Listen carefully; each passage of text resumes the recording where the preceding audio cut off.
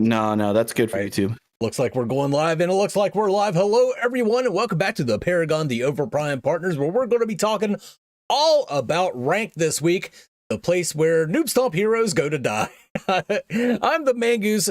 Joining me, as always, is NureOnna. How you doing? Hello, everybody. I'm NureOnna. What's up, everyone? Happy Christmas Eve for everybody and happy holidays. Today we have another hot episode 6, and we have a guest everybody knows, the guy in the middle, the guy with the cap, in blue today with a big beard, and Viking Jedi. Hello. That might be like the best intro I've ever gotten. I thought you were starting it off by calling me hot. I was really getting excited, but you were talking about the episode, which is fair. I get it. But no, I'm really excited to be here. Thank you guys so much for inviting me. I'm really excited to talk about rank. That's what I've been putting the vast majority of my time into. So I'm really excited to talk about it. We should be pretty spicy. They're right. I have your names backwards. That's okay. We're swapping personalities today, so it's fine. She's gonna channel her inner big beard, and I'll try to have my inner. Yeah. You need a little bit of yellow on you, and you and Bearded Wolverine would be one. Yeah, we don't want to do that though. Oh, geez, no. Yellow. Oh. Somebody said, "Hey, Stunt." Oh, Stunt's in chat. Okay, that's fine. All right. Okay, so let's get into the topic, which is competitive. It's the hot topic amongst all the Overprime people right now. Lo, you keep freezing up for me. Yeah, it froze a little bit, but it's okay now, I think. Okay. But yeah, a little bit. So they gave everybody 11 heroes. They lowered the rank requirement to 5, and a lot of people are calling for that rank to be raised. Maybe not even back to 10, but raise it all the way up to 30. Like, people are complaining about the matchmaking in ranked. So, Jedi, I know you have played quite a bit of the ranked mode. What do you think? Do you think they should raise the level, or do you think that would have any effect at all? What do you think?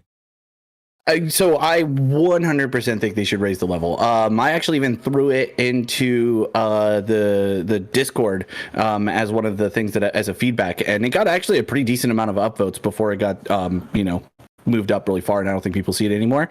But yeah, no, I think that not only is ranked suffering for it because people who have not spent enough time in the game learning more of the macros, learning more of their matchups and all that stuff, it's kind of making those placements a lot more difficult for people once you're actually placed. And I think the vast majority of people are ending up in either silver 3 or maybe bronze 1.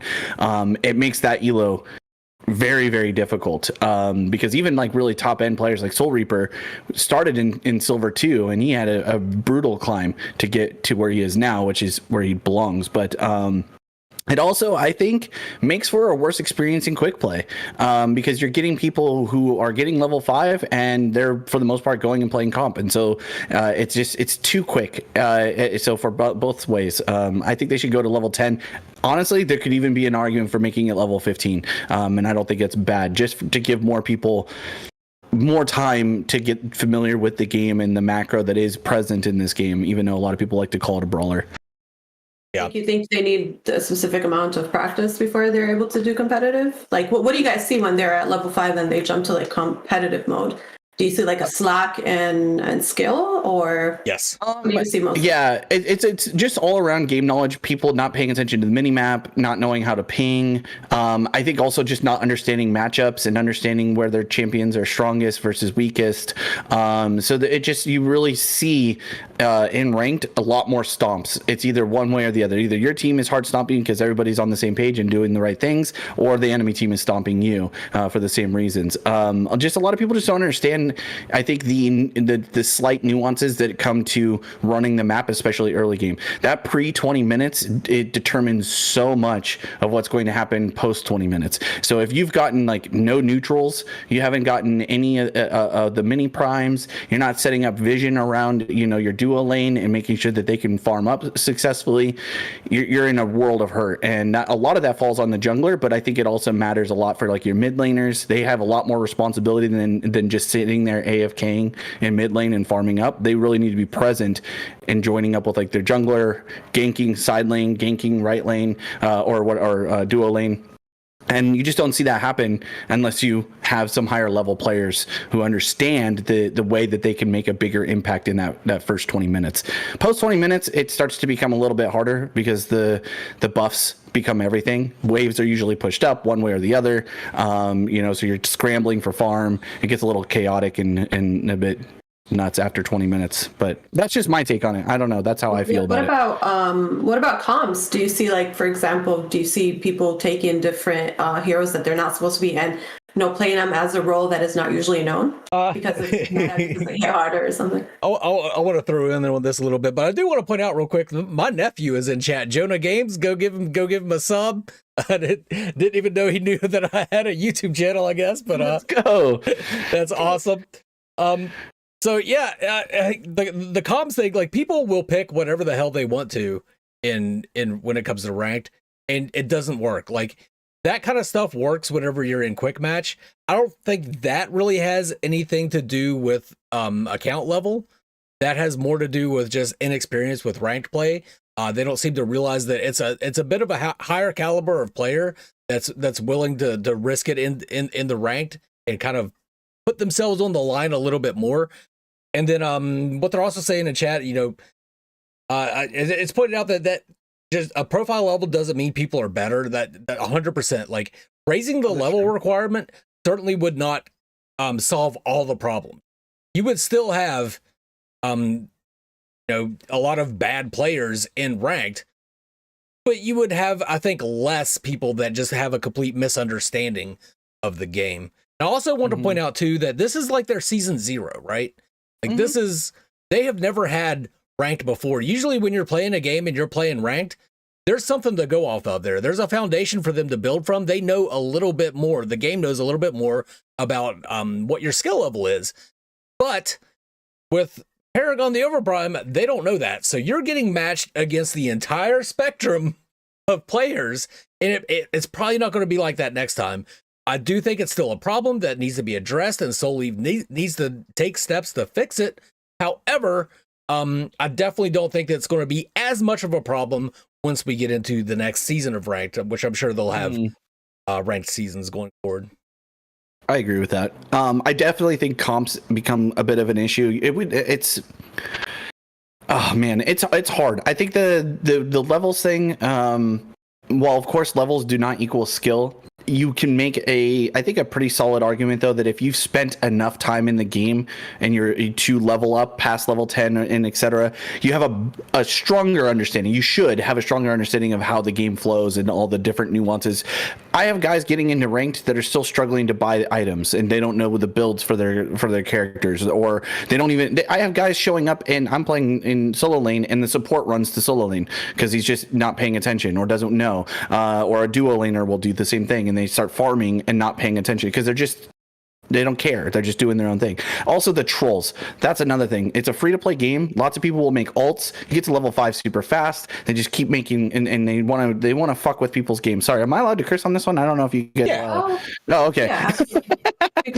So they just you get a lot of trolls. You get a lot of people who just want to ruin the experience. I mean, that's going to happen, I think, in a lot of games. But it does add to the frustration in this current early side of the season. But I also think that the matchmaking itself is pretty poor, and they're still needing to kind of work that stuff out. And now, to Mangus's point, this is season 0, still in early access. Obviously, a lot of these things are going to need to be fleshed out. But as a player, it still doesn't feel good when you know those things are present, even if you can understand why they are present. It still takes. It adds to the negativity of it a little bit. Yeah. I haven't really touched anything on ranked yet. I'm just getting familiar with all the characters. Like, I want to be able to, experience each and every one of them, try them, test them. Like, for example, Chimera in a solo lane versus in a jungle. Feng Mao also solo lane versus jungle, where he's best performing at. different builds. Before I do that, even if I hit 5 or 10 or 15 or even 20, if I'm not like fully on, I don't think I'll ever touch ranked. Like probably like maybe early just to go in and see what it feels like and how competitive it is, but I'll pull back again to be able to like master my gameplay, understand it, understand the different builds around it, not just like follow, oh, this is meta or this is meta. Like each and every one of us like has their own play style, and we build per our play style. We build like per enemy build. Like you want to counter build, you want to choose a character to counter that hero, for example. Yeah, I think like before getting that done, it doesn't matter what level you are, before you're able to accomplish all this, don't go into ranked, because end of the day, you want to compete. Like you want to take it seriously, you want to compete, you want to win, you don't want to place higher. And if you don't do that, it's just you're making your job harder, you're not making it fun for you, and you're not making it fun for anybody. So if they do increase, if this is how it is, if now I understand why, people and you guys ask like, make ranked, you have to get to a higher level before you're able to enter, which kind of really makes sense here, what you're saying. I think that's a really good attitude that you have there, that you want to get the experience and know what you're doing before you get into ranked. I think a lot of people are like, just, I'll dip my toes into it, and then they get their clocks cleaned, and then they DC or whatever. That's the other thing I want to get to too. They need bigger punishments for people that that dodge and people that troll. You get trolls in rank, which I don't understand. 100%. Also, people not getting the role they want, and so therefore, because they don't want to leave, because they don't want to get a leaver penalty, they'll just pick a troll champion in the role that they're forced into. Whether that's support or jungle or something along those lines. And a lot of people will say like, "Oh, well, this is why you should be able to queue like with your role queue." And I would love for there to be a role queue, but I just don't think we have the player base for it to be able to realistically support that right now. It's very, very difficult to support that style of queue system. You'd have people in like 20-30 minute queues, and as it is, and sometimes during the day on West Coast, you might not even get a game for 10 minutes and just in queue in general. But I don't know. I think that there's a lot that goes into it. There's a lot of things that are going into it. It is very still early, but and I get to the perspective of people who are like, well, I might not be good as somebody who's in gold or above, but I still want to play ranked. I want to play against people that are at the same skill level as me. I don't want to keep going into 5 stacks. Me and my duo partner want to just go in and play together and do our best, and that would be fine if the matchmaking was better than it currently is. Like I said, most people are ending up in mid silver to low silver to high bronze maybe, and because of that, you end up with this queue in the middle of silver and bronze and low gold, where it's just a clusterfuck of skill levels. Yeah, it is. And because it's a clusterfuck of skill levels, it creates a bad experience. People are flaming each other, and like you could have somebody who's just like, I only have time to play like 5 games a week, and I want to play against people my skill level. I don't want to go into quick play where I'm going up against a 5 stack,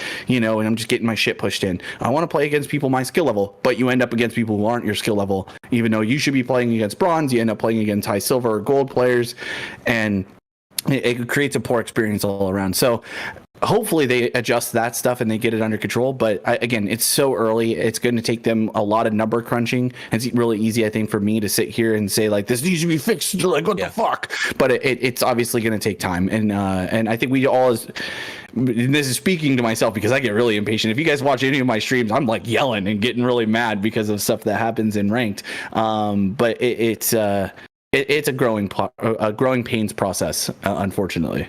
Let's talk a little bit about the strategies and the meta in ranked, because I think AWS brought up a great point. If anyone needs a nerf of the mages, it's not Gadget, it's the Fae. I 1000% agree with that. The Fae is a menace in ranked as far as from what I've seen.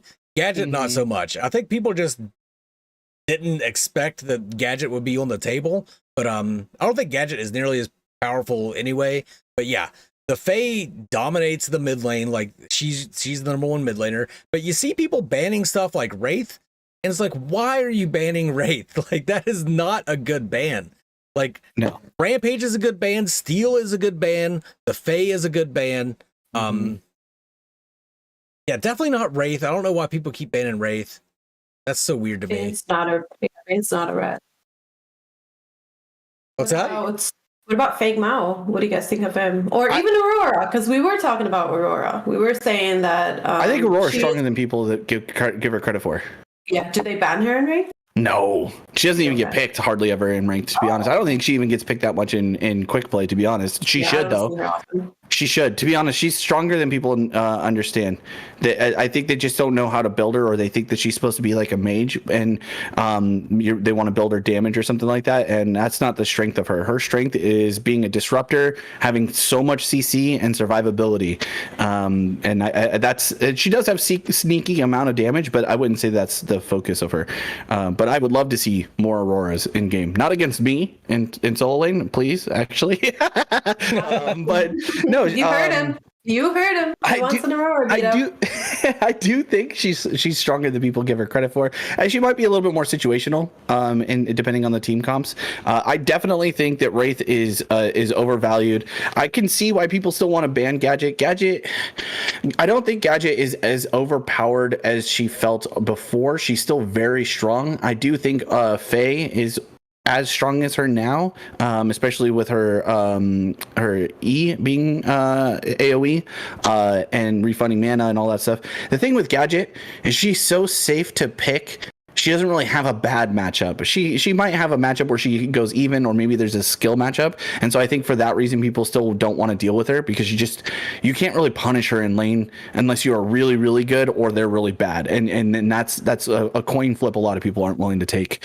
But I definitely think the Faye is just as strong. And in team fights, she's, oh my God, bro. If you get her in like a corridor, man, she just chunks. She has so much sneaky damage, so much CC. So it's nuts, dude. It's nuts. Yeah, especially when you're using these abilities, like you're comboing your abilities back to back, like between slowing you to slowing you again and doing damage at the same time. Like that amount of slow you're doing, the amount of damage you're putting up, and then your E, and then that's, if not, you already got an ult on top of that. It's insane. That's why I've been seeing a lot of her being done as support, also, not just like you see her in solo lane. She's able to go mid lane, like she masters mid lane. She puts down phase.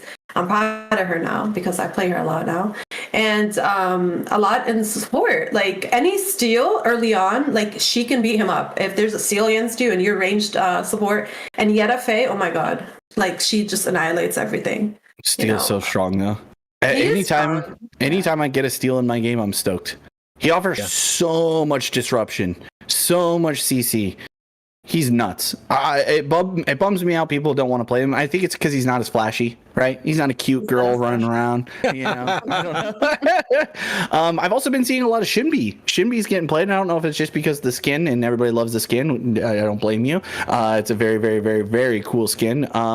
But Shinbi's getting played a lot more, and I think that's really exciting because I think Shinbi's a fun character, and I think people were hesitant to try her or give her more once they nerfed her healing. They took that out of her kit. But I think now that people are starting to figure out a little bit more of what she can build, she's a lot more fun, and I'm seeing a lot of her in ranked. That's surprising, seeing a lot of Shinbi in ranked. I've been seeing a lot of Shinbi jungle. Something I've been doing lately is I've been trying to take some of the heroes that I consider just be shit and play them a little bit. You guys have seen me play Countess quite a bit, because yesterday. Yesterday was your yesterday, first time today. I play with you as Countess, like you were playing Countess. Yeah, she can wreck in some games. I would not take her into ranked though. I don't think she. I think she could probably do well in ranked. The only problem is there's certain matchups that Countess just gets dookied. Like if you try and take Countess into phase, you're going to have a bad time because she has no way to break the link, and you can't really out damage her early game. She's just going to dominate you in lane. Same thing with Shinbi. Shinbi actually dominates Countess because Countess has no way of getting away from Shinbi. And, you deal your big dump of damage, and then you got nothing else while Shinbi's just charging away at you with her stupid wolves. So, but Countess takes too long to come online. I think that's the problem, and for ranked at least. I think if you're able to get into side lanes, and I think that's something too that a lot of people don't think about when they play these assassins and play the mid especially. Don't stay in your lane. You can't sit there and try and farm against these mages that are just going to outrange you, out DPS you. What you need to do is you need to get your farm where you can get it, and then fucking go and impact the other lanes. You just need to leave. You need to go there as soon as your ult is up. Go to side lane. Go to duo lane. Try and get a kill on those, and then leave. That's it. I think that's the way that people need to play them. Too many times I see assassins trying to stay in the lane and fight against these guys who outrange them, out DPS them, and you just end up hard losing. And again, I think that's an experience thing. I think if you are wanting to play Countess, I think there's a viability for her. You just have to play enough games, have enough chances in the difficult matchups to start to figure out what you can and can't do. Because I talked to Soul Reaper a decent amount in my stream, and that's the stuff that he talks about a lot. Is he's now figuring out on a higher level of what it takes to take a Gideon mid. He was telling me, oh my gosh, what's her name? Not Gadget, the other one. Belica. He's been playing Belica like crazy, and we ranked her as one of the lowest, like one of the worst champions. Really bad right now. Dude, I tried her because of his suggestion. She's way stronger than we're giving her credit for. She pops off. She's gonna be my next project. Yeah, you just have to know how to play her, and you have to know how to build her. And I think that's the thing, is like there's too many people who are getting into these cookie cutter builds and these cookie cutter champions because some talking heads like us are telling them, hey, these are the only strong champions, only play these guys. And I don't think that's the case. It's also knowing the matchups and knowing the nuances of your character and what they excel at and what they don't. And and that's, to me, why I think having the level at 5 versus 10 or even higher, you don't get that same experience. I mean, you're just not going to know by level 5 what all the different matchups are, and you're going to go into ranked, and you're going to be making the games probably subpar just because of your inability to know everything. And that's maybe harsh feedback, but it's the truth. Now that you're saying that about Belica, because we did come across a conversation yesterday we were having where we did say Belica's not as poppy as other casters, and that's why we say like she's not as strong, like people don't use her. I see her a lot as a support more than anything in mid lane. People do like rarely choose their mid lane because it's who you're going up against. If you have if in comparison to Faye, in comparison to FaZe, in comparison to Howitzer or even Gadget, she doesn't pop off as strong as they are. So that's why she's not as chosen. That's why we say she isn't, as we compare her, not as a character by herself. If she was going up against, I can take a Belica against a Gideon and be okay. But if I am a Belica against a Faye or a Gadget, hell no. I know I'm going to get dominated. Of course, saying that you are playing against a person who knows how to play the game, who knows how to build the game. I don't think that Belica really stands up a fight against these other casters because they truly hit hard. They're disastrous. So, I mean, that's where I think it goes back to in those moments, right? So let's say you already lock in Belica, right? Because you've just been having fun playing her, you feel good about her, and you end up in a poor matchup. Belica has some of the best CC in the game with her Q. And you can do the Grux running Q that he does, you can do the same thing with her. And I hadn't even thought about that. And it surprises the crap out of people. Belica dive at you and then hit you a Q getting that full max range, and it does a big knockup. You throw down your E. They start using spells, taking a lot more damage than you expect from that laser tick. And then your ultimate's up, and it does a lot of damage. You don't always need to wait for them to have no mana before you cast your ultimate. Right. It will surprise people that if you go through your full rotation, ultimate is up, throw it out, dude. You never know. You chunk them low enough that they leave lane, and now you've given an advantage to your duo lane, or you've given an advantage to your solo lane, and then you can go back and catch the farm that got pushed by your opposing mid laner under your turret. And I think it's that mindset change that everybody needs to have, whether you're playing quick play or ranked, but I think especially in ranked, is that you just need to know where your strengths lie and how, even if you're in a poor matchup, how you can make a difference in impacting the map as a whole. Maybe you roam around with your jungler a little bit, help him invade the enemy jungler, because you're there together, you can do that 2v1. So just having those nuances of game, but that's where it comes down to understanding macro and movement. It's not just about you and your farm and your damage. It's about understanding, how can I set up my teammates? How can I set these guys up? Oh, that guy's also in a bad matchup. Let's make that matchup a 2v1, or let me call for them to come over here and make it a 2v1. You know what I'm saying? Those are the things, and you just don't see that in lower end ranked, because they don't know anything. They don't know what they're doing. Most of them aren't even buying wards. Most of them aren't even paying attention to the minimap. They're not paying attention to pings. So it's like, it's really, really difficult to get those. Are you thinking about your song? Yeah. It's really, really difficult to get the that level of play. And the thing for me is I don't even think what I'm suggesting is high levels of play. To me, this is basics of understanding a competitive MOBA, but you're just not seeing it currently, and I think it's a missed opportunity, and maybe people just don't care and they don't want to learn, but it's obviously impacting rank. Yeah, and I think they'll learn eventually too. Like I do think raising that level requirement will help. It won't solve all the problems, but god damn it, it will help. As far as Bellica goes, they still need to fix her drone. Her mana sapping drone, minions being able to target that just destroys that thing. Like it's useless with minions being able to target it. Maybe, towers should be able to target it, of course. And it's kind of a cool thing to do, to use that to soak up a tower shot.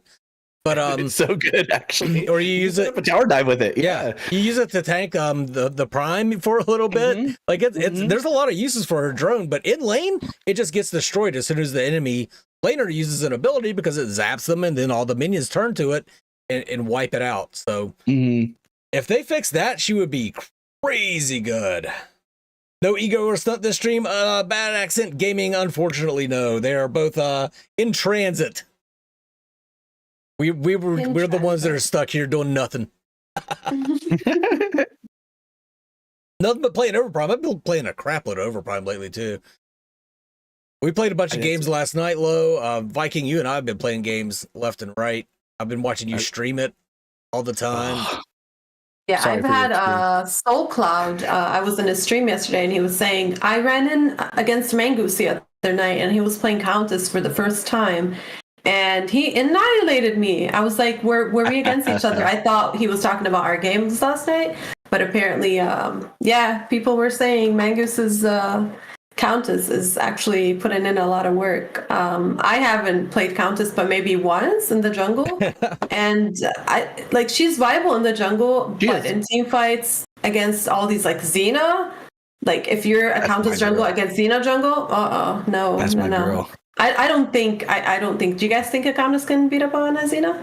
I don't think in a 1v1 necessarily she can, but I think what Countess has the ability to do is very similar to what Kalari can do, which is immediately go in, do a huge chunk of damage for the team, and then get out. Her job is not to be in there and auto attacking, whereas with Xena, depending on her build, she has survivability innate in her ability and so she can stay in there and kind of fight things out a little bit more.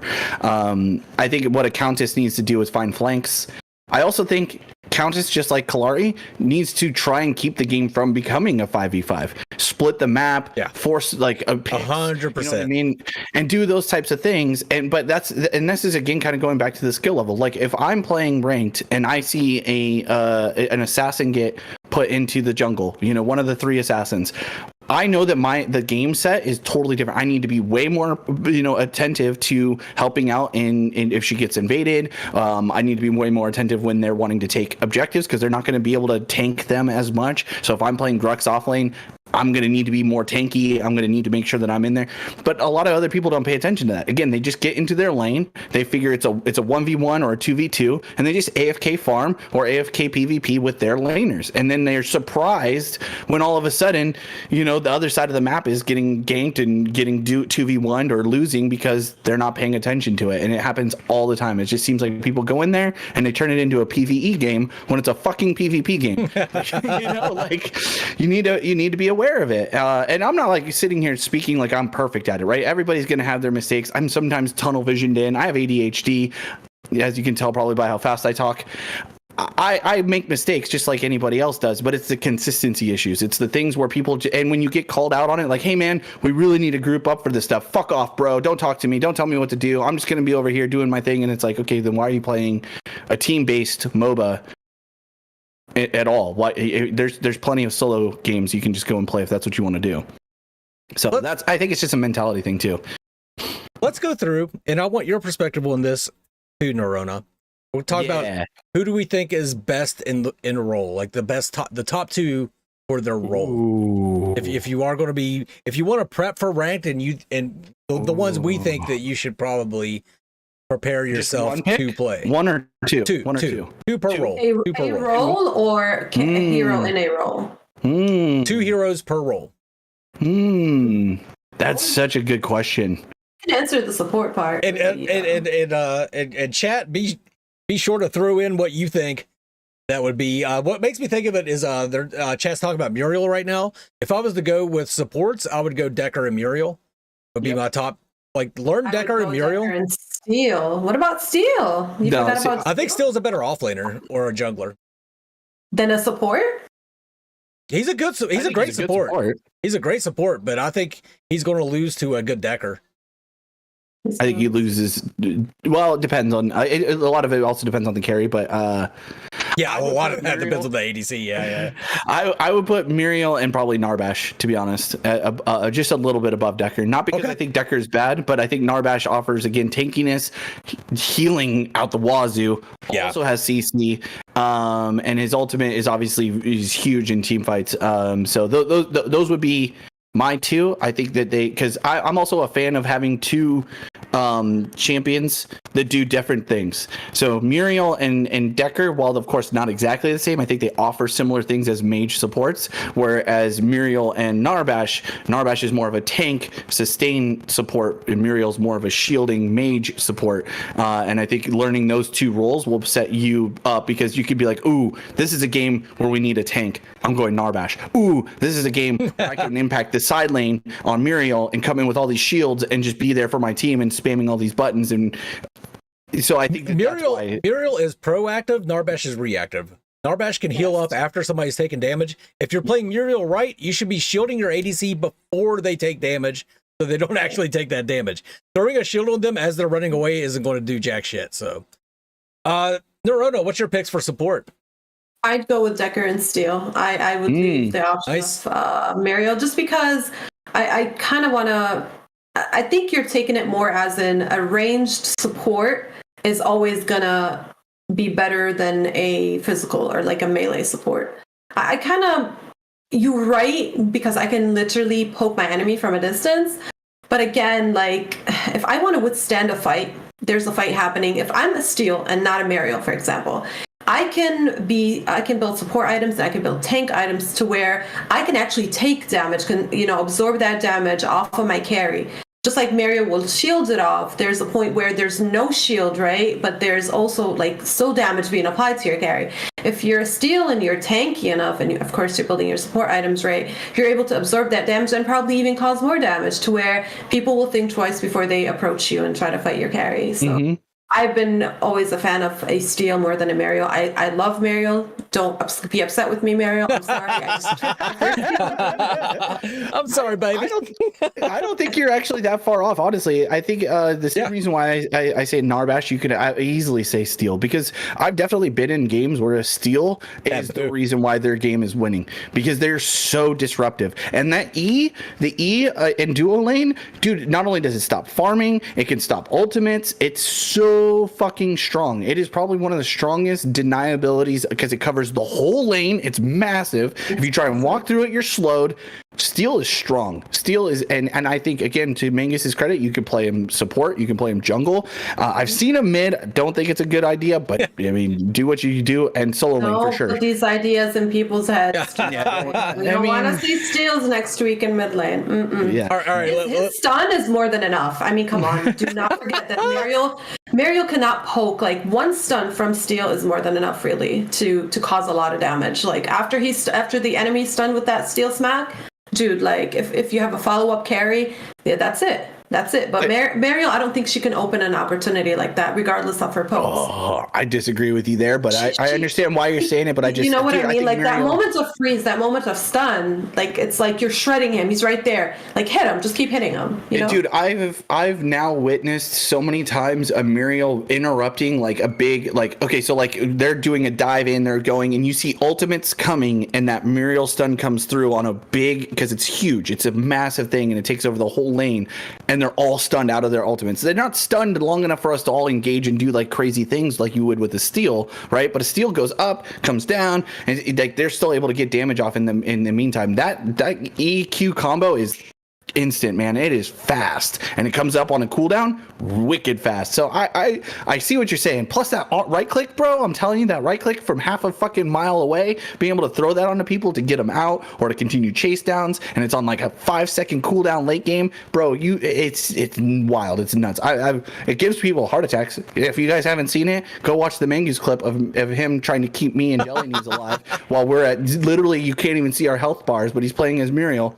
It's stress inducing, but I think Muriel has the most opportunity to not necessarily to carry, but to really facilitate the whole team to do things, especially with their ultimate. Literally being able to come to another lane, like it's so crazy with a knock up. I think actually they need to fix it because where it lands where you cast it, when you cast it, not where the champion is, but. 100% that I don't think I think all the support's actually really strong. I got a lot to say about Muriel, but in the interest of keeping things moving, let's move on to fair to ADCs. Who do you think? And I think Odo kind of brought it up earlier. It's a bit of a rock paper scissors kind of thing with ADCs. Like one trumps the other, so it depends on who you got. But for me personally, I think Murdoch is by far top. I think, in my opinion, I think Murdoch's top. Followed very closely by Twin Blast. That's just me. I'm not an ADC player, but I'm gonna go refresh my coffee. You guys discuss it.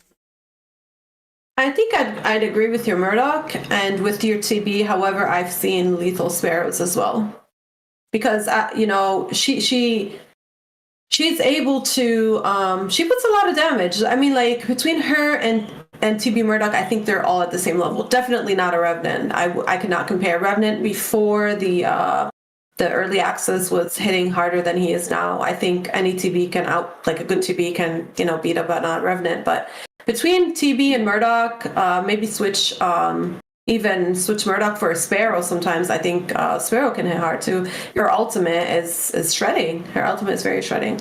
Her rain of arrows does more damage. Her slow is on point with her rain of arrows too. So between the three, I think any two could be viable and good. I think that's it. I think carries across the board are all good, and it comes down to play style a lot of times. I think that maybe my opinion on this is going to be a bit biased because I also see a lot of terrible Revenants.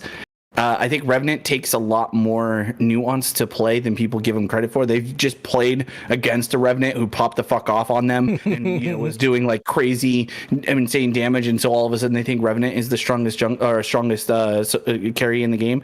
I do think Revenant is very strong. I think Revenant takes a little bit more than any of the other carries to come online. Late game Revenant is a scary motherfucker. Early game Murdoch, early game Twin Blast, and early game Sparrow, to me, are the rock, paper, scissors. I think those three change out who is strongest depending on, because if you're playing Sparrow, if you don't land right clicks, you're probably not going to win early game the same way that you would with a Murdoch who can just point and click it. Q. Twin Blast offers so much mobility, and his ultimate is super strong, whereas Sparrow's ultimate, it's a shotgun. You got to get really, really close to everybody, which means that you are close enough for them to get on top of you and do things to you. So I agree. I think Murdoch is this all-around safest choice to pick. If you are new to the AD carry role and you master Murdoch, you're probably going to be okay. You're going to do well. Twin Blast and Sparrow would be my tied for second as the ones that you should pick up after that, because they're both so different, but they, depending on your playstyle. I think maybe Twin Blast because of the mobility. You can play them pretty safe. Also, I'm going to throw this out there. Stop taking carries in the off lane. Stop taking carries into the mid lane. You're just hurting the rest of your team. You're not because I don't think you see that in ranked. You don't see it ever work in ranked. Like not as well as you hope it does. Like it can work in very niche circumstances with no impact whatsoever from the jungler. It's just you're hurting your team more times than not by going that route. There's other better picks that can make your team more well-rounded than going more carries. Also, I'm going to throw this one out there. Stop fucking thinking that you're that streamer who took Revenant into the jungle and think that it's good. Okay? Revenant jungle can work. Anything in the jungle can work, but you're putting yourself at a detriment. You're putting the rest of your team at a detriment by doing so. Don't fucking do it. Stop it. Be better. Anyway, that's my rant. I don't have a second pick. I do think Warlock is number one, but you can easily make the argument for number two being Twin Blast or Sparrow, depending on the way you prefer to play. Yeah, I have Silent here saying like whether Twin, Revenant, Sparrow, or Doc, they're all viable. Yep. It all depends on your build, your skill, you know, how you play them. Basically, they are all viable, yes. Yeah. We haven't seen a lot of multiple carries in a game. Like we see a carry in the mid lane, we see carry in the off lane, we see duo carry. You know, I guess sometimes I thought like, are they fighting over who wants to play carry, or is it one is actually playing support? They go in with the full mindset like we're just going to cause the biggest amount of damage in that lane. But they end up losing. Like it's not viable. One of them is going to be underfarmed. Any one jungle rotation, the poke of the support on that carry, it just messes up. Don't take dual carry, people. Like it doesn't work.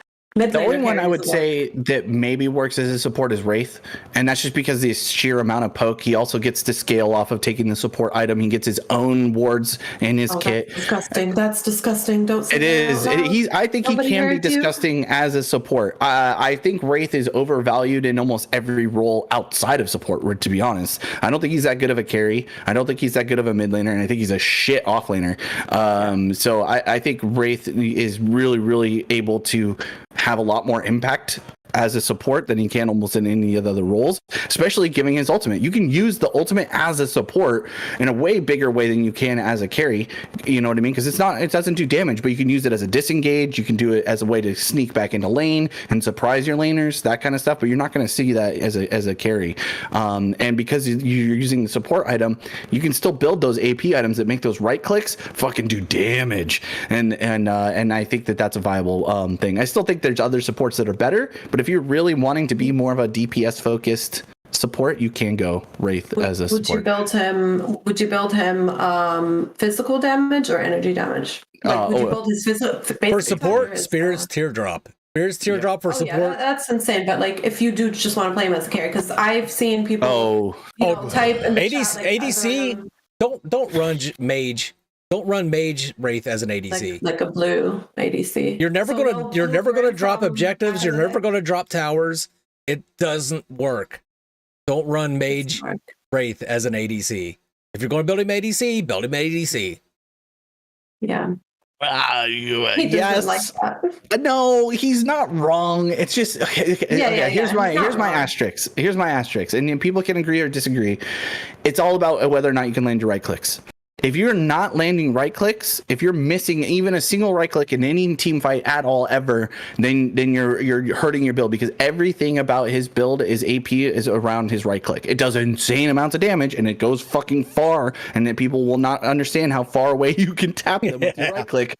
But if you're not hitting it, then your DPS goes into the dumpster, and so you're almost better off. Now, what I tell people personally, now I don't know if this is the beneficial build, but you do a hybrid build.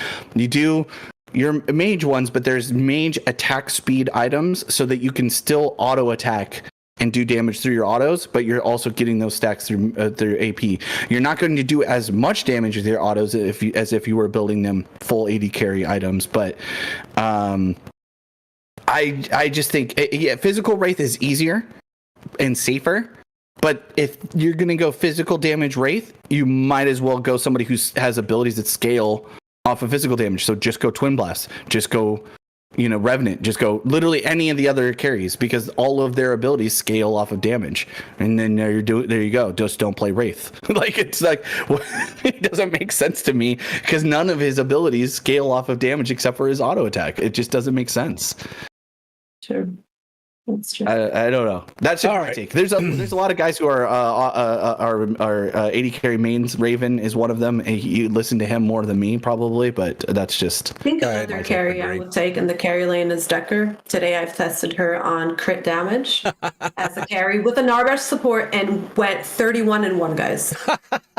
I'm going to show you the game off on YouTube. 31-1 crit damage Decker. I did build some mana regen for her at the end, and my Narbash support was absolutely trash.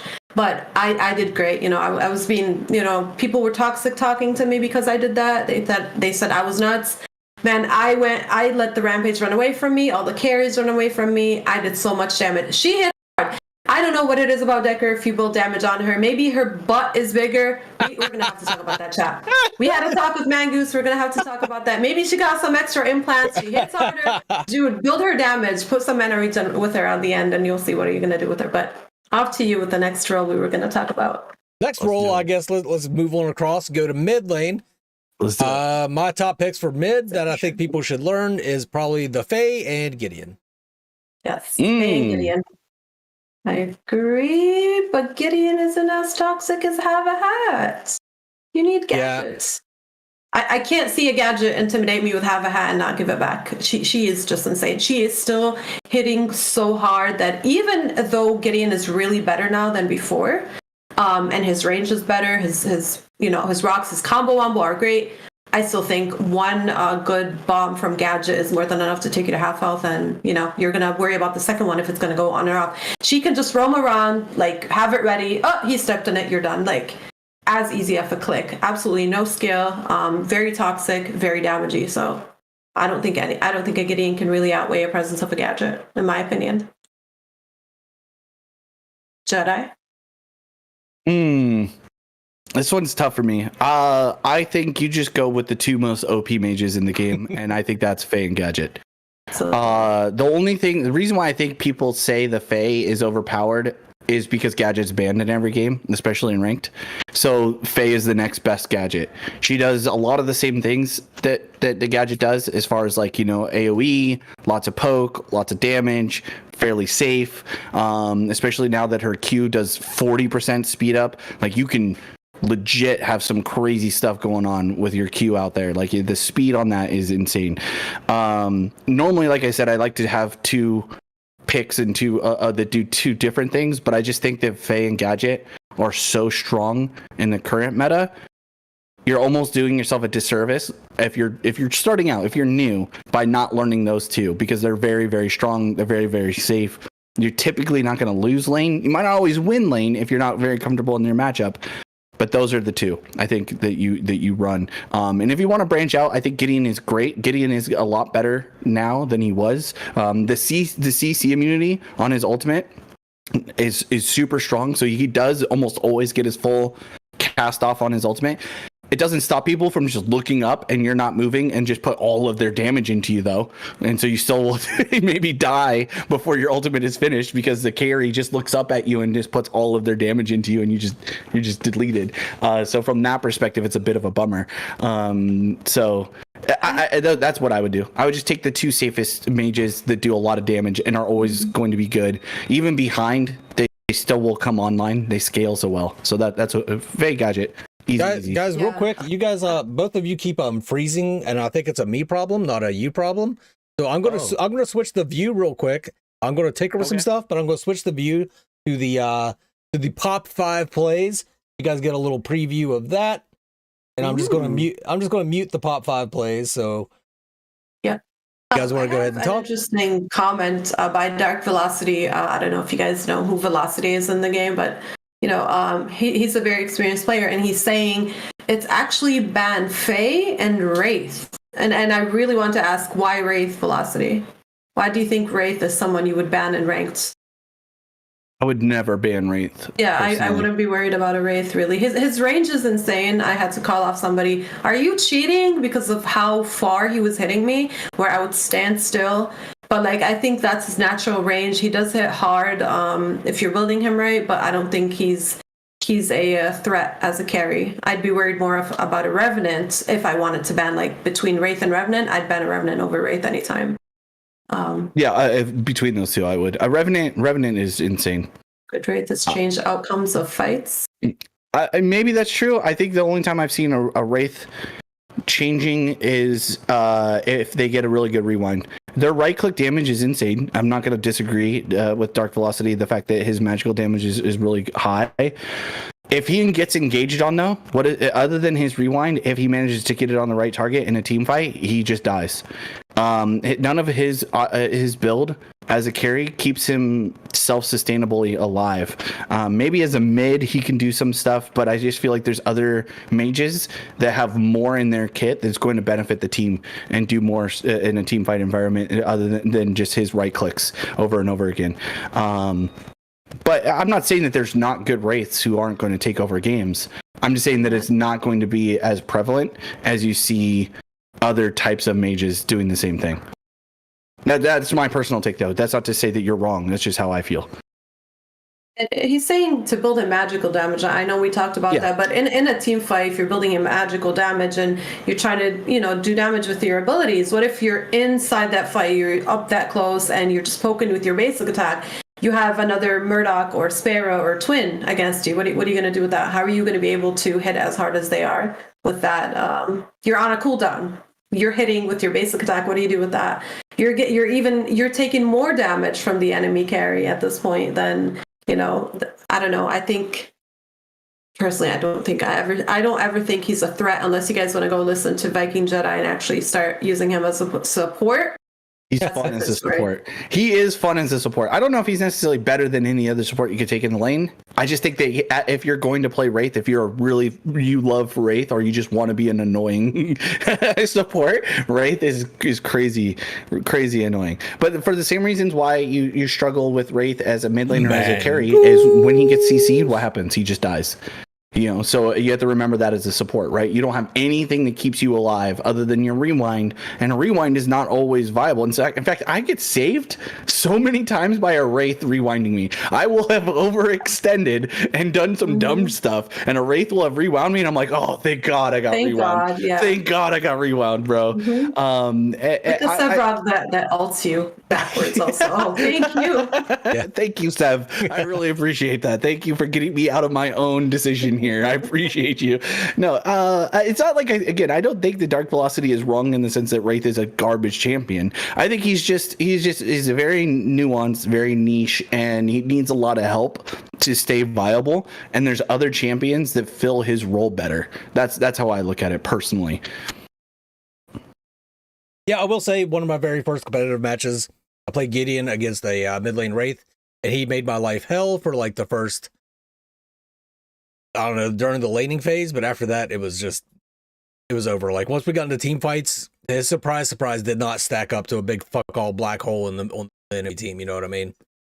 Like, him not having access to any kind of big team fighting capabilities really hurt him in the long run, and we ended up winning that match. But let's scoot it on over to the offlane. You guys going jungle? Oh no, we're going jungle. We're going lane by lane. I include the jungle as the fifth lane, as the fourth lane. I guess. Answer real quick because I'm in no place a jungler. Will I maybe ever try jungling? We're doing offlane right now. We're doing offlane right now. Oh, you were doing offlane? Okay, I'll leave the ground for you or Jedi. That's while I think about it. That's my main role. So if you want me to start it off, or do you guys want to talk about it and then kick it off? Kick it off. Go for it. You want me to kick it off? Okay, so I think the two not strongest, maybe strong is a hard word to use in this game, right? That's something that has a lot of nuance to it. But I think the two offlaners that you should learn how to play are Grux and Fengmao. Okay, those I are respect my two. Those. I'll give a little bit of reasoning. I think Grux is probably one of the easier ones. I think it's one of the easier ones to start off with. You are always relevant in team fights. Your ability to go either tank or damage, depending on matchup, is very strong. He has a lot of viability in different builds. You can go. I've done a fun build where I went full attack speed crit, like building him like an AD carry. And and seeing his hammers going like again and again, super fun. Probably not great as far as like, you know, longevity of a whole game, but it's super super fun. But I think Grux in the off lane, he just offers a lot of safety. You can he surprises people, I think, with the amount of damage he can output. The other thing that is sneaky is his right click doing heal reduction. You have what people are going to build into as an item in your kit inherently, so it makes some of those matchups way easier. They pop pots and it doesn't mean anything, whereas you pop a pot and you're getting full healing from it because fuck you, I hit my right click on you and you're just taking damage. So I think that in general makes him really really strong. His ultimate has AoE CC. Granted, you have to kind of get up and close from people, but I catch multiple people in it all the time, especially if I've been able to manage to land a Q and bring everybody close to me. So I that's my main number one. Number two, I think Feng Mao offers a lot more. He has so much in his kit that makes him safe to play as long as you're not an idiot. He has a dash. He has immunity to CC. He does a lot more damage than people expect. Ability immunity. Get it right now. Okay. It pisses me off when I'm playing Countess, man. Okay, ability immunity, fair enough, Mangus, you're correct. But that's it. I do think that there's a lot of other picks that are just as good, but those are the two that I think most people should learn how to play. One, because I think they're good, and two, because you'll learn how to operate in the matchups a little bit better. But you could easily make the same argument and replace, actually, technically either one of them with Rampage. I think Xena is one of my favorite players. Take an offlane. She does require a really unique understanding of how her kit operates and uses, because she can get pooped on by some of those tanks because she's an assassin and she doesn't have a lot of health. And so if you're not ready for the amount of damage or CC that those tanks can put into you, if you're not aware of it, you can get your butthole stomped. So be careful with Xena. Not that she's bad in offlane. In fact, I take her offlane. That's my favorite role to take her into, and I like to think I'm pretty good on her. But yeah, that's my take. So those would be the two. I think they're good. Rampage is another really, really, really, really good one, but I think he's better in the jungle. So I'm going to say that, save for him for that, personally. I think Steel Sevarog. Steel Sevarog all day for offlane. You don't see a lot of offlane Steel, but it works. It works hard. Mm-hmm. Sevarog just... The problem with both of them is you might get a little behind at first. Like, if they have like a ranged, like a mage in the offlane or like an ADC in the offlane, yeah, you'll get a little bit pushed in at first. But when it comes to the late game and you're team fighting and you have that front line there, oh my God, it's amazing. It is absolutely insane. Trying to get to an ADC through like a tanky jungler and a tanky offlaner is rough. You're not going to do it, and they're going to burn your entire team down. So yeah, I think you need to learn Sevarog and Steel if you want to prep for offlane. That's just my suggestions. NureOnna, what you got? I've never played. I don't like to play Sevarog because I don't know him much yet. Not even a fault. I was never a big fan of him to learn him. I can take Shimby in the offlane and ooh, spicy. Good one. Shimby, I think, and possibly Rampage. Shimby and Rampage. At any time, I think they are viable. Because again, his rock, how tanky he could be. With Shimby, she can go in and out, cause the damage, and escape right out. Like she can take care of herself. Even if she's ganked, she can take care of herself. She's got her blink and she's got her dashes away. Same thing for Rampage. One rock, shut the fuck up, I'm out. So, leaping on out. It's true. Yeah. Oh, you know what? I do want to add an addendum. I think if you are willing to put in the time to get good with her, Aurora is an amazing offlaner to play. Her ability to cut an entire enemy team in half with her wall is insane. You just got to be able to do it right and know when to wall and when not to wall, because you can really piss off your own team with that. I want to say as the resident offlaner main, almost all the offlaners are viable. It's to me, I feel like it's one of the most unique places in the game where you can run a lot of stuff in the solo lane. I think that Aurora is very much strong. She's so much stronger than she was. She can be annoying, and she's just sneaky strong sometimes with her amount of CC that she has, the amount of survivability that she has, the amount of disruption she can cause. She's insane. She's very, very strong. Sevarog, absolutely, dude. He does way more damage than people respect. Because they think that he just needs to farm up his stacks. No, that dude will fucking kill you. He will solo you, and his dash goes so far in Overprime. Like it is very hard to stick onto that guy when he overextends. As long as he keeps his right click up, he can get out of lane. You will not CC that guy enough to kill him. So I think that everybody, Steel is super good. Rampage is super good. Everybody's really good. And build tanks. You can go a Shinbi. God, dude, there's been so many more Shinbis in Offlane. So many more Shinbis. She offers so much poke and safety. If you learn the nuances of Shinbi and really get her kit down to where you get max stacks and you can hit somebody with that R, dude, that thing chunks, bro. It does so much damage. Plus the skin. Let's just go with that, dude. The skin is Snowbell. Get wins. Snowbell skin is awesome. Skins get wins. But no, I think solo lane, if you're not sure what kind of champion you want to play, solo lane offers lots and lots of flexibility, but with that flexibility comes lots and lots of matchups. Lots of matchups, dude. Every single kind of matchup you can imagine. You will have carries, you will have tanks, you will have bruisers, you will have assassins, you will have everything that you could think of coming to solo lane. And guess where they like to gank? Fucking solo lane. So just be prepared for that. That's all I gotta say as the resident solo main. Take the champ or the hero that has a combination of the damage, the survivability or / escape, and the disruption. Like all these combo together, just like you said, Aurora is hits hard. Shinbi can do it. Multiple characters can do it. I'm not a big fan of Seraph in the offlane. Maybe more in the jungle. I don't know. What do you think about her? Because I've been seeing Seraphs, and every time they get shut down. Like I don't think they survive as much as like if there was a Shinbi versus Seraph. Get out. Aurora versus Seraph, they always like beat on the Seraph. I don't think she's that. Seraph pre-6 sucks. I'll just be honest. Seraph pre-6 sucks. She's just not strong enough. But she offers a lot of safety, right? Being able to queue away and like how far away you can do those things.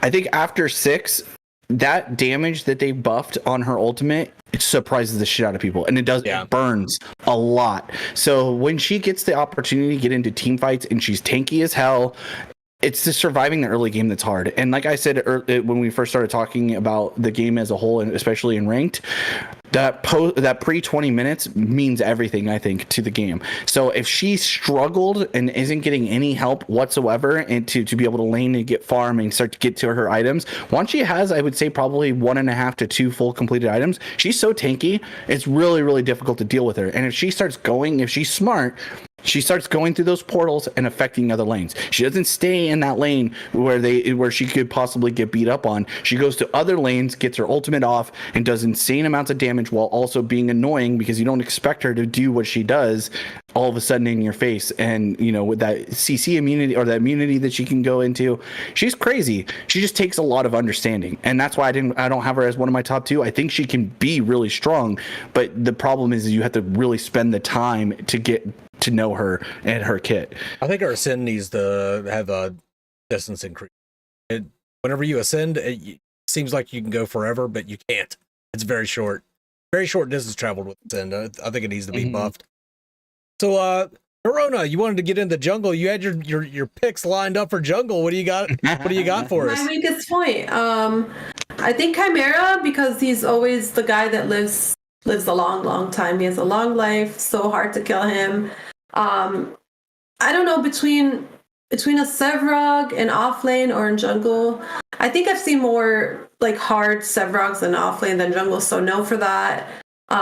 Maybe like a Feng Mao and a Chimera. Maybe because I've been beaten up a lot by these two people. I can't say I don't hate Kalari because of what she does. She comes in and she kills me. I'm like, okay, well, I think I just got a seizure. I was stuck. I'm not able to click any button. I can't counter her. I'm gone. Like, she is so toxic. She is a true, like, if you build you know how to build a Kalari, you know how to play a Kalari. She is like a no-no. You don't want to have her around. She hits so hard. I don't know. But between basically survivability, because it would be Chimera with his lifesteal, and again, Fang Mao, right now, just because he's hitting really hard, like, he's still very, very strong. I would take him in a jungle. Like, he can survive in a jungle, and he can gank, and, you know, those two, basically. But again, I'm not a jungler, so that's not a decision on me here. Who's the jungler in here? I know Mangoose is. Probably more me than him, Yeah. but I don't jungle a lot. I do play jungle, but I've been playing more jungle recently because it matters so much in ranked. I'm just getting pissed that my jungler doesn't prioritize anything, so I'm like, okay, I'll go jungle. Anyway, go ahead, Makers. I'll let you do it. I think Grux would be your top pick. Well, the Rampage would be your top pick if he wasn't banned like every fucking game. So definitely Rampage. Learn Rampage. He straight up carries teams to victories. But other than Rampage, I'm going to put Rampage in his own super S tier category. But other than Rampage, I think Grux and Kwang. A lot of people might be surprised to hear that. But if you ever played with a good Kwang in the jungle, dude Rex. Dude is insane. He very, very underrated jungler right there. I don't see a lot of Kwangs anyways. You don't, but they're good. The ones you see are freaking good. I will disagree with you on Kwang, not because I don't think that he's good, but because, again, he takes a lot more to understand his kit. His new auto attacks and the way that he does a knock-up and then a slam down and all that stuff, it really throws people. A lot of people don't understand how to use his kit very well, and definitely don't take full advantage of how his kit works. I think it's Grux and Rampage 100% as the top two. If you don't get Rampage and you can't get Grux for whatever reason, then I would probably say, oh boy, man, this is hard. I would probably say Xena. The reason why I say not is Xena is easy to farm in the jungle, hard to use as a ganker. Too many Xenas that play jungle want to use her right click too early. And her right click, for those of you who don't know, is her big dash. It goes like super, super far. You get it resets on a kill, but you know the problem is you don't always get the kill first. So what you need is to get up close, use your knock up, hope that your laner is able to assist you, and use your right click as a way to secure the kill, even under tower. You can tower dive with her and then right click again out afterwards. So Chimera and Kalari take understanding the game higher because you're not a team fighter. Chimera and Kalari are not going to win you team fights. They're too single target focused. So therefore you need to understand your role, which is to win the early game. So this is the argument that I make with Mangoose and Jelly Knees, because they both think that Kalari and Chimera are probably the two weakest junglers. I think they're only strong if you can control early. If you can control the early game, you win the game. Because pre 20 minutes is everything in ranked. It requires everything. So a Chimera has some of the best clearing in the game. Kalari has the best, ability to gank assist in the game. She just does insane amount of damage. She does insane amount of damage early. There's not too many champions that can 1v1 her and out damage her. But I think Grux is easy to learn. His kit is fairly straightforward. He stays super healthy during clears. So Grux is probably the one that you want to do. Rampage is the second one. But if you can't get either of those guys, then God, I guess just go with whatever's available. But Chimera's fine. And I don't think any of the junglers are inherently weak. I think Sevarog jungle, a lot of people want to say that it's really good. I actually don't think it's that good. Your clear is so slow initially that you don't make any impact on the rest of the map. And if they have an early game jungler, you're going to be so behind the power curve. Your lanes are all going to fall apart way before you come online and can do Sevarog things. So that's my concern with Sevarogs, is that they just don't do enough early. I think they can if you build right, if you play right. Is it just me, or is my stream struggling tonight? I don't know. Honestly, I've been just reading chats because I have both your guys' chat streams open, so I've been trying to do it. I also want to preface this, guys. Like, I know some people are disagreeing in chat, and that's totally fine. These are just we were asked to pick the two that we thought that anybody should learn so they could play that role efficiently. I'm not saying that any pick is not viable. In fact, one of my favorite things about Overprime so far, across all of the roles, is it feels like almost anything, if played well, can be viable. You take because I thought, again, and this is credit to Soul Reaper, I thought Bellica was the worst champion in the fucking game. I thought she was garbage tier. She needed every kind of buff in the world. And I played her, followed Soul Reaper's advice, and built her the way that he builds her. And I fucking popped off. I dominated. It was so much fun. So I genuinely think that anything is viable. Play what makes you happy, but remember your role and understand your role. So if you pick something unique in the jungle, you pick something unique in an offlane, you pick something unique in mid, understand what your champion does and make sure that they do that the best. Because if you pick a mid laner that is off meta and you don't go and do the things, then why did you pick that? Like, don't just throw because I want to play this guy, I'm just going to play this guy. Understand what the role of your champion is and play it to the best of your ability and make impacts on the map. That's how I look at it. Does that make sense? My opinions are wrong. Fair enough, Raven. That's fair. Well, let's get into let's look at the top five plays. Take a look at those. If you want to vote, the voting is going to happen on NureOnna's channel. All right, I have the audio ready for you guys for the top 5 plays. Again, those are the clips that you guys submit to us throughout the week before every episode, which is on Friday. More in the talks and more updates if we will be moving to Saturday. But you guys will submit them to us through a Google form, and we will choose the ones that we thought, those are the best. Those are the top 5. And then you guys get to we're going to throw a poll here, and you guys get to decide who gets the first pick. And then at the end of each month, we're going to be offering a prize. So go ahead. I hope you guys are able to hear the game footage. Mine is actually starting off with... Wait, give them a second to everybody for them to roll into your channel, because I don't know if everybody's there yet. And I will be... What's up? I will be playing it here, but I had to mute a bunch of this because there was copyrighted music underneath. If you send us a clip, make sure you don't have copyright music underneath. And also, when you go on YouTube and you see it says copyright-free, royalty-free music, yeah, that's usually a scam. If I play that on my channel, that channel takes all of the revenue that I would normally have made on that particular video. So fuck them. Oh, here we go. Greedy Mangoose wanting to make revenue. Yeah, it's not that I want to make revenue. I don't want somebody else to take the revenue just because they pulled a stupid fucking trick. Let me know when you're ready to switch it over. Low and I pull the vote right now. I'm going to have it a 1 minute poll. Actually, we're going to go do big. 2 minutes if you want 2 minutes. Okay. Yeah. Give everybody a chance to tune in. All right. Everybody that's in Mangoose's chat, go to the YouTube, or I'm sorry, the Twitch link, so that way you guys can all participate. Please go over there. If you're not already following her stream, please give her a follow. If you have the ability to sub, please consider doing so. She puts out content all the time, guys. Oh, you're my biggest fan now. Thank you. Thank you. I'm just a fan. I don't want to claim being the biggest, I'm sure there's somebody out there who would take that personally. All right, Lo, just let me know when you're playing the clips. Yeah, I am playing the clips. Actually, I've been playing those clips on. Oh, okay. No audio form. So people have been, able to take a look and see, what's this? And the names are on top. So I just haven't put the poll in yet. I will give another 20 seconds, and I'm going to put the poll up for 2 minutes, and you guys get to vote. All right, and I'm going to play the clips right now on my channel then. Starting off with the howitzer clip with a huge ultimate from Farmer Jenkins. Really nice ultimate.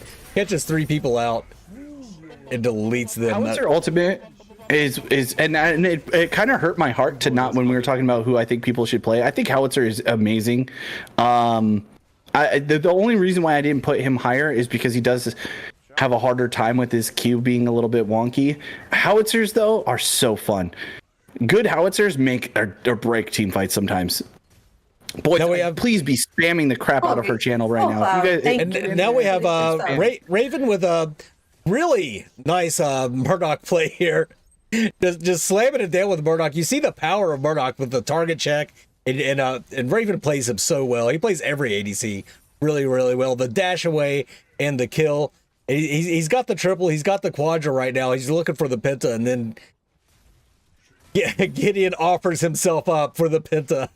And then Steel almost stole it though. Oh my god, bro. The best part is he dies at the end to Prime. Raven actually sent us 2 clips of different pentakills. One of them was technically better, I think. This one was funnier because he dies at the end. Yeah, so we chose the funnier one. Yeah. I don't know about you guys. We're watching the Shimby one right after. We're watching the Shimby clip here. They've been, again, the footage here has been rolling around and looping like since the start, but we still have time. I think people go ahead and vote. As for the poll up there, it is a 2-minute poll. Oh, I love me some good Sevarog play too. Let's go. We have no votes, guys, so far. So if you guys want to participate in the poll, all you got to do is it's on top and it says current poll. I think you need to guys need extend that time. Yeah. I'll extend the time. Because they might watch it on my channel and then want to come and vote on yours. So we're going to do... Oh, I'm having a hard time figuring out which one I like better. So far, man, these are all really good clips, boys. Nice job. I'm trying not to, because Sevarog feels like to me that he never gets a lot of love. You know what I mean? And so when you see a Sevarog popping off, man, I get so excited. I've seen a lot of Sevarogs popping off. Have you? The level 1 team fight with the gadget submitted from Skeleton Witch is insane. The level 1 is kind of nuts. What is this game? Oh my god! Have a hat. Level 1. She's used barely any mana, and she's lobbed these mines on cooldown. And that Quang pull drops it into his own team. Oh, this poor Decker. Oh no. Hey boys, this is another thing I want to say. I don't always have everything on quick cast. If you are not 1000% confident on your ability to land, don't have it on quick cast. You don't need to, dude. It's fine. Land the ability. That's what's most important, bros. We have to know here. I'm sorry, go ahead. No, please, you. I just wanted to note that we had votes all voting for Raven to win on 100% vote click. Man, it's hard to beat a pentakill. It is hard to. Anytime you see a pentakill, you're like, oh, I want to see what happened. No matter, all the other clips were so great. They were so nice. Really good. Oh, shit. They really are so good. But this pentakill is just really amazing. Great job on that one, Raven. Mine replayed because I changed a setting. God dang it! But my stream is so scuffed tonight. But yeah, we had Blood Hunter hiding out on phase. The enemy team was going to kick the deer. Had no idea he was there, and he ends up stealing it with a phase lance. Then the honorable mention we had Shinbi throws the wolves, uses her ultimate. As I think it was Fig Mao goes through the portal, and the wolves follow him through the portal and finish him off, which is a hilarious interaction. Yeah, that's wild. Yeah. So I'm going to let these cycle through while we talk a little bit. And again, if you guys want to vote, head over to Lowe's channel. Vote. Let me link her Twitch. Thank you. The poll is already, I don't know if you heard me a little bit earlier, Mangus, the poll's already done. We had it set up for 2 minutes and 30 seconds. We had votes all going for 100% Raven, and those were the results. I think they were able, everybody's able to click on view results and to see. I do have more people coming in right now, which I'm sorry, guys. Again. I can run it again. Yeah, I can. Yeah. Let's run it again. Do we? Fuck that Raven guy, dude. Yeah, whatever we can do to make sure that Raven loses, I'm. That guy's a real piece of shit, dude. I think he should have won the last one. Actually, I think his Sparrow play was insane. For the last pop 5 plays. Okay, so my favorite part about the Raven clip isn't even so much that he gets a pentakill, which is cool as shit. The fact that he died to the prime and he leaves his chair, he folds himself under the chair because he knows it's just a shit way to end such a cool play. No, all of these clips are awesome, guys. I think it's cool that people are putting in your clips. Where can they submit going forward? There's a link. It should be in the description right now, and then I always have it in a pinned comment for the video. Who are our 5 again for the poll? Is it Raven, Jenkins, Blood, Just Better, and who's our 5th? Raven, Jenkins, blood. I'm just better. Okay, let's go. And I'm stuck on the 5th. Skeleton Witch. Skeleton Witch. Okay. That Sephiroth just right. limping out. We're gonna go for a full 3 minutes now. Okay. Here we go. Who's There gonna we win? go. And start pull. So nothing against Skeleton Witch, but I just don't want a Gadget to win, because fuck Gadget. Oh my Yeah, I don't want a level 1 team fight in the jungle of a red buff to win. I don't want To to. be honest- I don't want to encourage that. I'm stuck between the... It's so cool though. It is cool. Level 1s are always fucking chaotic. Not my name spelled wrong again. Oh, poor Raven. By the way, guys, all these guys are streamers, so you can go and support these channels. Go to their Twitches and their YouTubes. It's always great to seek support from the community for these guys. So, You guys think we should have the ability to vote? Who's our favorite? oh, us? I mean, I voted last time. I don't fucking care. I'll throw my vote for Raven if you want to. I think that was the. I like Blood Hunters though, like the fact that they just didn't notice him. And he stole it with a phase lance of all abilities to steal the deer with the lance. Really? Oh man, I'm torn. Okay, so my two favorites are Raven's Pentakill, because a Pentakill is just so fucking cool in any game that you play. But I really, really, really like I'm Just Better's Sevrog play. Yeah, the Sevrog play. Just because, dude, Sevrogs, man, they just don't get a lot of love, man. They're the meatballs. They get beat up, dude. You know what I mean? They're just. It's tough, dude. It's tough. Oh, Raven. Jenkins Raven, was really I'm sorry cool for the too. misspell. I spelled his name wrong. Is it in the game that it's spelled wrong, or is it in the that's spelled wrong? Stunt might have put it on the video wrong. I don't know. Okay, I copied, I think, what I've seen in the. Oh, it's thing. Stunt's fault, guys. He's not even here to defend himself. How rude.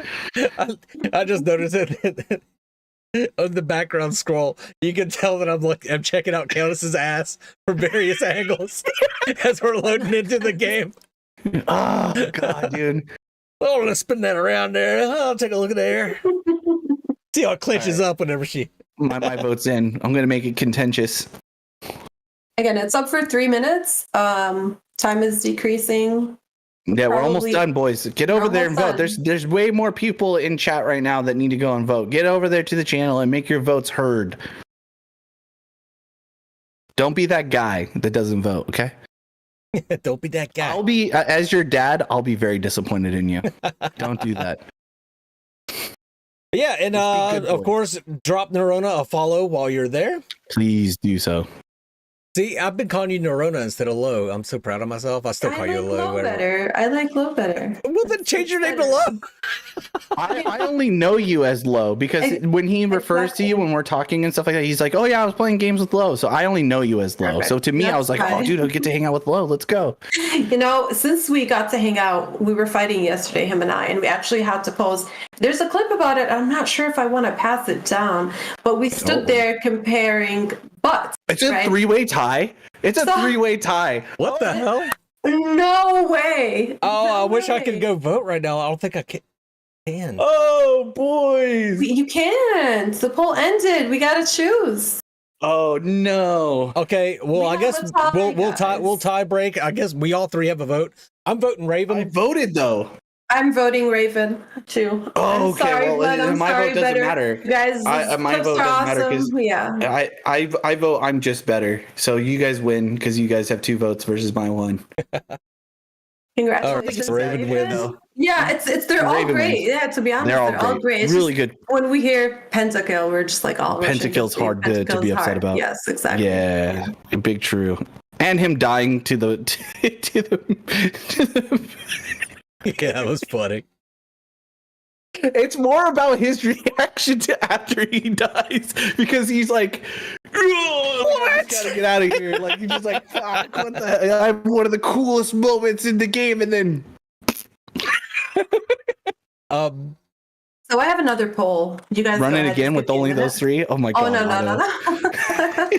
Do Do you have the clip of when we were standing ass to ass with yes, but Decker I'd and like the Countess? community to be involved right now in this. You want them to vote on who has the better butt? Another poll, guys. Wait, who has the better butt? Who has a better bum? Okay, we're gonna go for 1 minute. I'll do it as well.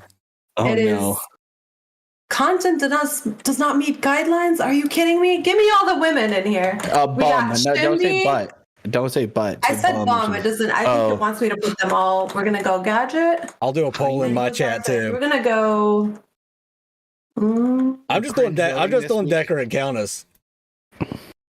That was our argument. Between Decker and Countess, 1000%, bro. I don't know. We put them side by side. Countess wins. They buffed Decker's butt too. No, They Countess did, wins. yeah. I mean, the Countess is more lifted. Decker is a bubble butt, like literally a bubble butt. She's like Countess looks like she does squats, bruh. Yeah, she does do squats, but You know what I'm saying? And she's got that arch in her back. She looks like that Kim Kardashian picture where she had the fucking. Y'all. She does. Countess looks like she does. Okay, I'm trying not to keep this kind of appropriate, but not. Countess looks like she does the squats for reasons. And those are reasons. Okay, I think Decker, because she was backing, right? You know how you're allowed to think over? that. It's just wrong. Yeah, I mean, she was bending over, and I looked at her, and I'm like, "Hey, they buffed her bum." And Magus and I stood at the core. We stopped the gameplay, right? We stopped at the core, like we just teleported back. Okay, stand right by me here. Look at my butt. And I'm like, "Okay, turn around. Look at my butt." Mid game, shit's going off everywhere. We're like just comparing the butts. Raven's upset that Rampage isn't represented. So's Pizza Face. Okay. Actually. Snowman Rampage would have just won, just straight up. He do have that, but don't get on. He do be throwing it back. Let's be honest. Oh shit. Oh boys. Well, my community says Countess. My community- that's 56%. That's the right vote. Let's just keep it 100. All right. Well, I think we should probably start closing it out for tonight. Oh no, it actually right before I ended the poll, it evened out. It's 50-50 between Decker and Countess. Where are all these Decker lovers? Come on, guys. Y'all know everybody'd be eyeing. She's back, and then y'all are looking. Come on, Decker. I think Decker is. I think the chat wants more male representation in here. They're throwing out Big Daddy Narbash. I mean, there's argument for Gruxtail in there. Saggy titties here. Not Narbash. We're talking about butt. I mean, Steel's got a big ol' ass too. I mean, let's just keep it a buck. You know. Thank you for the follow, yeah. All right. Well, we're going to start closing it out for tonight. I think we had a really good conversation about ranked. I think we all feel that they do need to raise that level requirement, but I do think that you guys should probably give them a little bit of time. I think next season is going to be way better than this season. They're working from the ground up now. Well, they should make fixes where they can. Like it's still their responsibility to make the gameplay experiences as good as it can possibly be. But I think it will just only get better from here on out. Viking Jedi, closing comments, and where can everybody find you? Honestly, guys, I hope everybody is having a safe and healthy holiday weekend. Please take care of yourselves. I know too many people that end up getting themselves into trouble around the holidays. So please, keep your head on your shoulders. Don't do anything stupid. Drink lots of water. But honestly, just watch yourselves out there on the roads because a lot of people are driving around for the holidays. So just be careful, please. As far as where you can find me, I do stream on YouTube currently. I've been streaming actually a lot more than I have been a lot actually recently. So if that sounds like something that might interest you, if you want to see some scuffed Viking gameplay, please come on over to my YouTube and you'll see that. I do leave up all my VODs, so if you want to watch some of the previous stuff, you can. And then you can also follow me on Twitter because it's still a website, so you can do so. Oh, and Discord. I do have a Discord. You can follow me there. I don't know if it's in the thing below, but you can just search the Viking Jedi and you'll find me. Definitely. And if you see him playing carry, don't forget to take a raid support against him. Fair. NureOnna? Thank you for joining us today, guys. Today was a little bit of a change of schedule. We are trying to move it from a pop show episode on Friday to a Saturday. We haven't came about a full agreement on that yet, but we will be notifying you.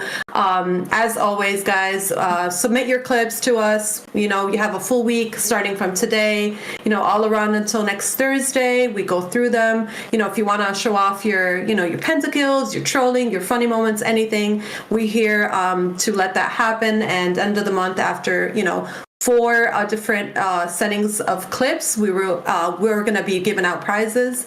Don't forget to follow, and our guest here, our star guest, Viking Jedi. And you know where to find Mangus on YouTube. He's that one YouTube guy that you always want to laugh when you need an entertainment. I've been trying to convince him to do more live streaming of his content too. He needs to figure out his settings so that way we can watch him. I need to figure out OBS, because OBS is running at like 86% of my CPU right now, and I have no fucking idea why. Maybe you need to like do it through your GPU or something. Maybe you should do it through your That's what Soul GPU. Reaper said.